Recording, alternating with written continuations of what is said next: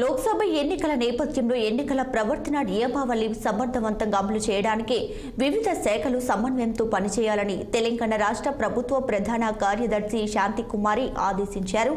ఎన్నికల ప్రవర్తన నియమావళి అమలుపై సచివాలయంలో ఉన్నత స్థాయి సమావేశం నిర్వహించారు. పోలీస్, ఎక్సైజ్, వాణిజ్య పన్నులు, అటవీ, రెవెన్యూ, రవాణా తదితర శాఖల ఉన్నతాధికారులు ఈ సమావేశంలో పాల్గొన్నారు.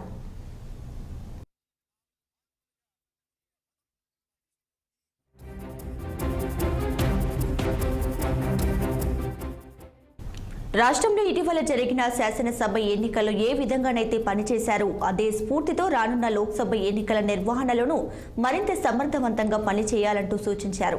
సరిహద్దు రాష్ట్రాలైన మహారాష్ట్ర, కర్ణాటక, ఏపీ, ఛత్తీస్గఢ్ సరిహద్దులలో ప్రత్యేకంగా చెక్పోస్టులను ఏర్పాటు చేయాలని ఆదేశించారు.